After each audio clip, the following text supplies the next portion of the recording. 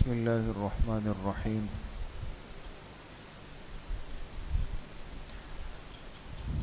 مسائل کی مجلس میں اذان اور اقامت سے متعلق مسائل کا بیان شروع ہوا تھا، اور یہ عرض ہوا تھا کہ ہر نماز سے پہلے، فرض نماز سے پہلے اذان دینا یہ سنت مؤکدہ ہے، اور یہ اسلام کے شعائر کے اندر شامل ہے۔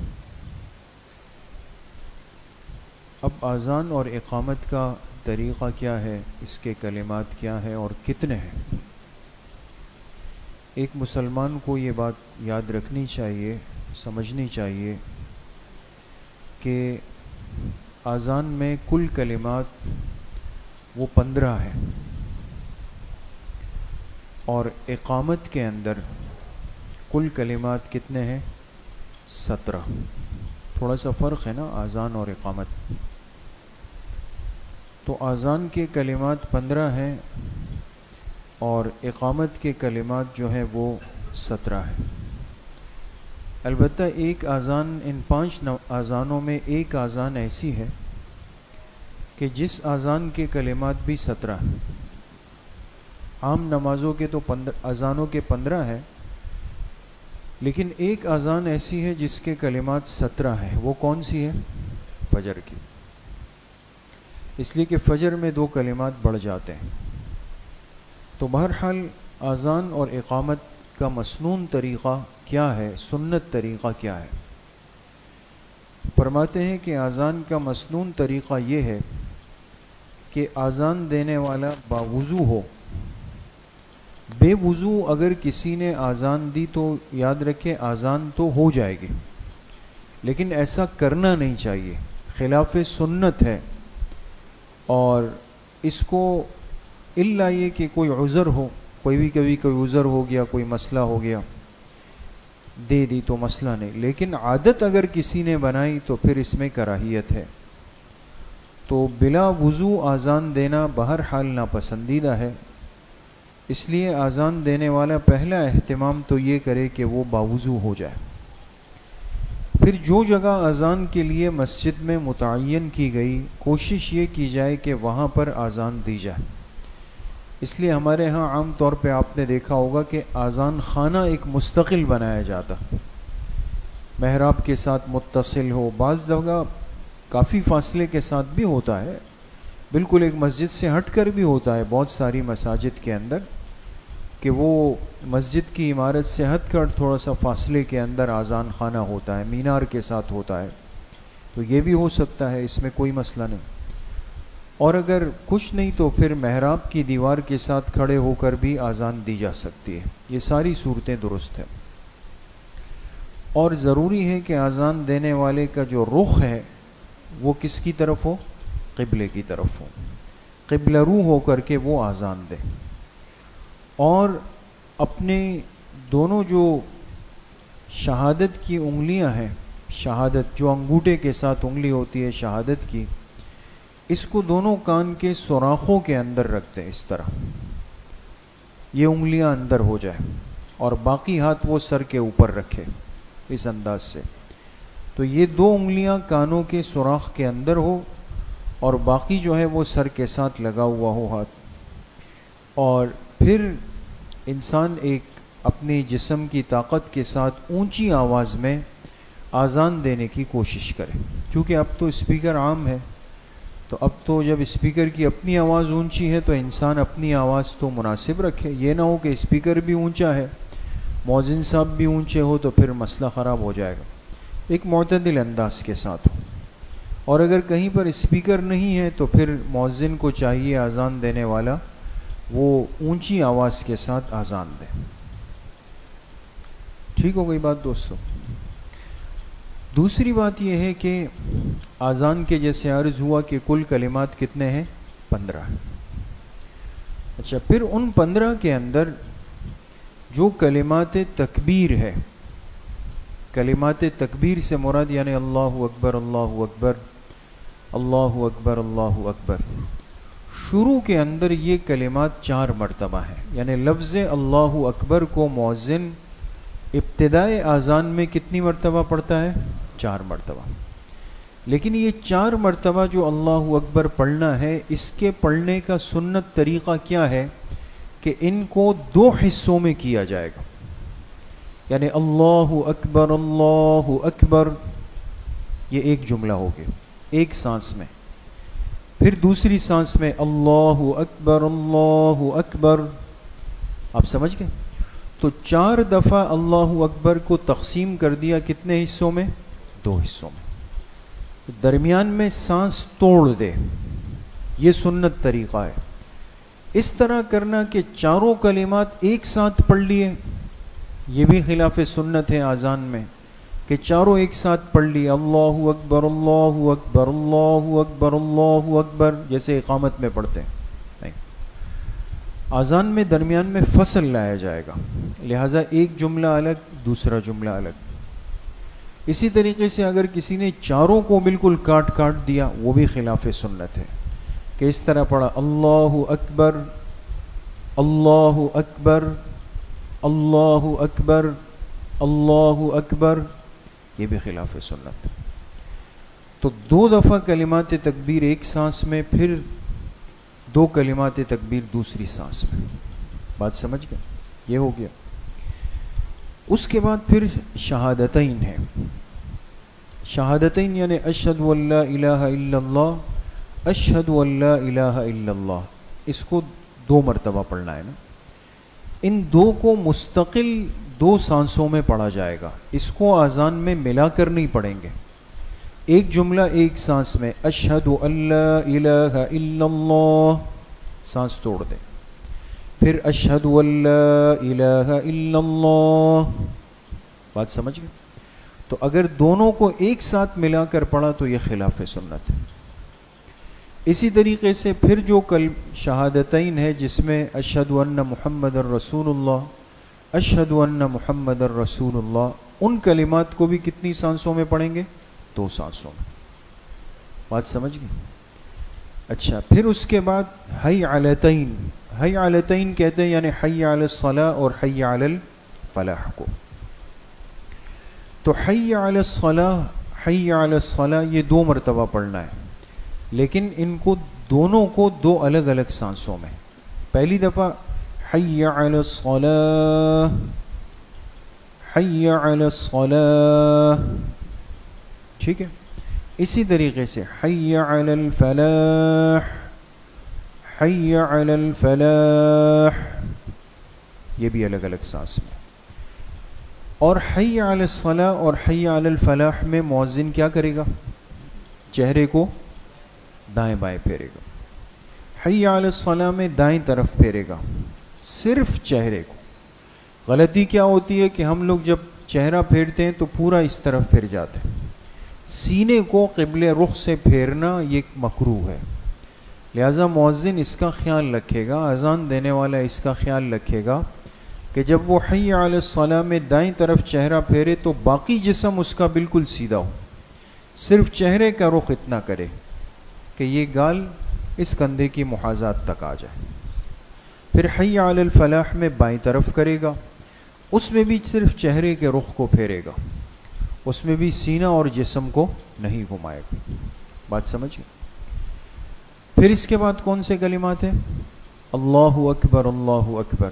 تو وہ ان دونوں کلمات تکبیر کو ایک سانس میں پڑھے گا، اللہ اکبر اللہ اکبر. ٹھیک ہو گیا؟ اور آخر میں کون سا ہے؟ لا الہ الا اللہ. اس طرح فجر کی اذان میں کن کلمات کا اضافہ ہے؟ الصلاۃ خیر من النوم. اور اس جملے کو کتنی مرتبہ پڑھنا ہے؟ 2 مرتبہ پڑھنا ہے. کب پڑھنا ہے؟ حی علی الصلاۃ اور حی علی الفلاح کے بعد پڑھنا ہے. لہٰذا جب حی علی الصلاۃ حی علی الفلاح ہو جائے تو یہ کلمات 2 مرتبہ پڑھنے ہیں اور 2 الگ الگ سانسوں میں پڑھنا ہے. یعنی الصلاۃ خیر من النوم الصلاۃ خیر من النوم.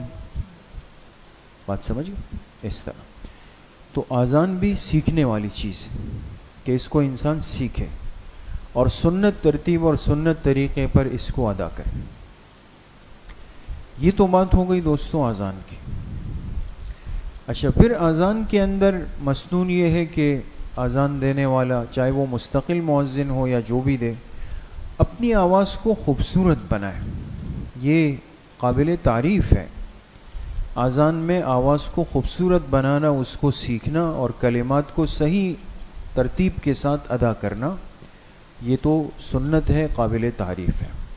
لیکن خدا نخواستہ اس میں کوئی ایسا طرز بنا لیا جو نامناسب ہے، کسی گانے باجے کے طرز پہ چلا گیا بالکل، تو وہ نہایت ہی نامناسب ہے، ایسا نہیں کرنا چاہیے.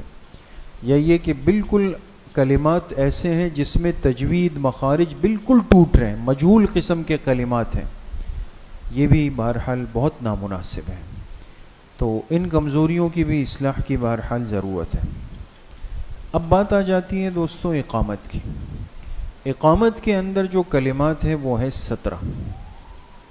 17 اس لیے کہ قد قامت الصلاۃ، قد قامت الصلاۃ کا اضافہ ہے. 17 کلمات ہیں. آذان اور اقامت میں ایک فرق یہ ہے کہ آذان میں آواز اونچی رکھنا یہ سنت ہے، اقامت کے اندر آواز کو معتدل رکھنا یہ سنت ہے. اس لیے اقامت دینے والا چیخ و پکار نہیں کرے گا، بس جہاں تک آواز چلی جائے اس کے لیے کافی ہے.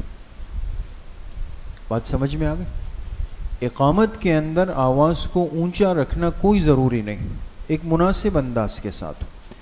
اس لیے بعض دفعہ یہ ہوتا ہے کہ بھئی اقامت کیوں سپیکر میں نہیں ہے. اب بہت ساری مساجد میں شروع بھی ہو گیا ہے، جمعے میں خاص طور پہ چونکہ مجمع زیادہ ہوتا ہے اور ہر منزل پہ نمازی ہوتے ہیں، تو ان کی اطلاع کے لیے ٹھیک ہے اسپیکر استعمال ہو گیا.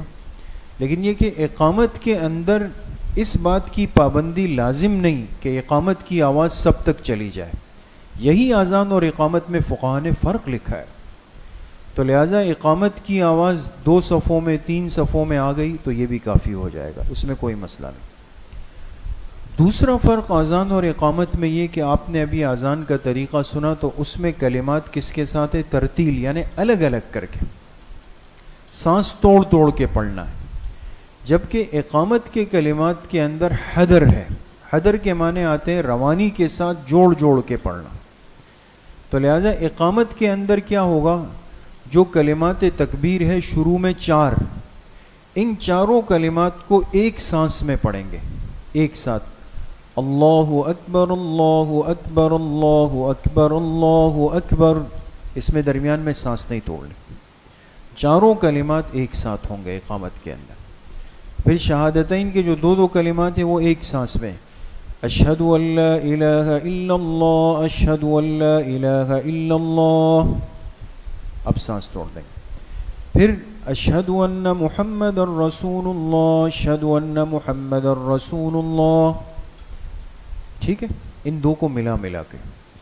اس کے بعد پھر حی علی الصلاۃ، حی علی الصلاۃ، ان کو ملا کے. بعض دفعہ کیا ہوتا ہے؟ حی علی الصلاۃ، تو حی علی الصلاۃ، یہ تو کو بیچ میں اس کو لے آتے ہیں، خلاف سنت ہے. کلمات کو الگ الگ کر کے ایک سانس میں، حی علی الصلاۃ، حی علی الصلاۃ. تو یہ بیچ میں جو بعض دفعہ تا کو ظاہر کرتے ہیں، فقہاء نے اس کو خلاف سنت لکھا ہے. بہت سارے حضرات اس میں کمزوری کرتے ہیں. پھر حی علی الفلاح، حی علی الفلاح، قد قامت الصلاۃ، قد قامت الصلاۃ، اللہ اکبر اللہ اکبر، لا الہ الا اللہ. سمجھ میں آ گئی بات دوستوں؟ تو یہ فرق سمجھنا بہت ضروری ہے. باقی جو احباب اذان اور اقامت سن رہے ہیں وہ کیا کریں گے؟ جی وہ جواب دیں گے. وہ اذان کا بھی جواب دیں گے، وہ اقامت کا بھی جواب دیں گے. اور یہ بہت بڑا عمل ہے اور جس سے ہم بہت زیادہ غافل ہیں. حالانکہ اذان کے کلمات کا جواب دینا یہ اتنا بڑا عمل ہے کہ جس کے لیے فرمایا گیا کہ اس بندے کی موت ایمان پر آتی ہے جو اذان کا جواب دینے کا عادی ہو جائے. حدیث میں اتنی بڑی فضیلت بتائی، لیکن ہم اس سے بالکل بے خبر ہیں، اذان کے بیچ میں باتیں کرتے ہیں، اپنے کام کرتے ہیں، بے مقصد لگے ہوئے ہوتے ہیں۔ تو اذان کے کلمات کا جواب دینا بہت بڑا عمل ہے، سنت عمل ہے، فضیلت والا عمل ہے۔ تو وہی کلمات جو مؤذن کہہ رہا ہے ہم اس کے پیچھے آہستہ آواز میں دہرائیں۔ وہ جب اللہ اکبر کہے ہم بھی اب اللہ اکبر اللہ سب، ہاں جب وہ پہنچ جائے حی علی الصلاۃ حی علی الصلاۃ پہ ہم کیا کہیں گے؟ لا حول ولا قوت الا باللہ، لا حول ولا قوت الا باللہ۔ حی علی الفلاح میں بھی لا حول ولا قوت الا باللہ، لا حول ولا قوت الا باللہ۔ اور اگر کسی نے وہی کلمات دہرا دیے حی علی الصلاۃ حی علی الصلاۃ تو اس کا بھی ثبوت ہے، اس کو بھی دہرایا جا سکتا ہے۔ اچھا جی، قد قامت الصلاۃ، قد قامت الصلاۃ کا جواب کیا دیں گے؟ اقامها اللہ وادامها، اقامها اللہ وادامها۔ بات سمجھ گئے؟ الصلاۃ خیر من النوم جو فجر میں، اس کا کیا جواب دیں گے؟ صدقت وبررت، صدقت وبررت، یہ بھی سیکھنا چاہیے۔ تو اذان کے کلمات کا بھی جواب دینا چاہیے ایک مسلمان کو، اقامت کے کلمات کا بھی جواب دینا چاہیے۔ اقامت کے اندر بھی بہت زیادہ اگر ہو تو ہم کہاں پہ صرف جا کے کب درود شریف میں صرف اشہد ان محمد الرسول اللہ، تو اس وقت ہم پڑھ لیتے ہیں صلی اللہ علیہ وسلم۔ یاد رکھیں کہ وہ تو ٹھیک ہے درود شریف پڑھنا ہے، اس سے کئی گنا زیادہ ضروری ہے کہ اسی کلمات کو پہلے پڑھا جائے، اس طرف توجہ نہیں ہے۔ اس لیے اقامت کے کلمات میں مسئلہ یہی ہے کہ اشہد ان محمد الرسول اللہ کے جواب میں پہلے نمازی اشہد ان محمد الرسول اللہ پہلے پڑھے پھر درود شریف پڑھے گا۔ یہ نہیں ہے کہ وہ کلمات تو پڑھے ہی نہیں، صرف ذہن کے اندر یہ بات بیٹھ گئی ہے کہ میرے ذمے صلی اللہ علیہ وسلم ہے، ایسا بالکل نہیں۔ اس غلطی کا ازالہ ہونا چاہیے۔ تو چاہے اذان کے کلمات ہو، اقامت کے کلمات ہو، ان کا جواب دینا بہر صورت ضروری ہے۔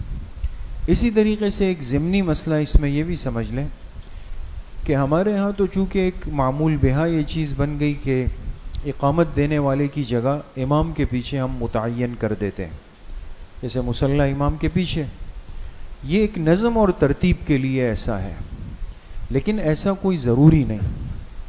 بات سمجھ گئے؟ یہ اس لیے عرض کر رہا ہوں کہ ایسا زندگی میں ہو سکتا ہے۔ اقامت دینے والا اگر اس صف میں کھڑا ہے نا، اس آخری صف میں، اور وہ وہاں سے اقامت شروع کر دے تو بالکل کر سکتا، کوئی ٹینشن کی بات نہیں ہے۔ اقامت دینے والا کسی بھی صف میں کھڑا ہو سکتا ہے، کونے میں بھی کھڑا ہو سکتا ہے، بیچ میں بھی کھڑا ہو سکتا ہے، آگے بھی کھڑا ہو سکتا ہے، لیکن چونکہ ہمارے ماحول اور معاشرے میں صفوں کی ترتیب کو سمجھنا اور پھر یہ ساری چیزیں اور جگہ بنانا، نظم، یہ مشکل ترین کام ہے۔ اس لیے علماء نے اس کو آسان کرنے کے لیے کیا کیا؟ مؤذن کی جگہ متعین کرتا کہ اس کے ساتھ کوئی چھیڑ چھاڑ کرے ہی نہیں۔ لیکن سیکھنے کی حد تک ہم یہ مسئلہ سمجھ لیں کہ ایسا کرنا کوئی ضروری نہیں ہے۔ لہٰذا اگر مؤذن کبھی تاخیر سے پیچھے آ گئے اور ان کو پیچھے صف میں جگہ ملی اور وہ وہیں سے اقامت شروع کر دی انہوں نے، تو فری ٹینشن ہو جائے، کوئی مسئلہ نہیں، وہ ایسا بھی کر سکتے۔ باقی انشاءاللہ کچھ مسائل آئندہ مجلس میں، اللہ پاک صحیح عمل کی توفیق نصیب فرمائے۔ الحمدللہ رب العالمین والصلاة والسلام علی سیدنا۔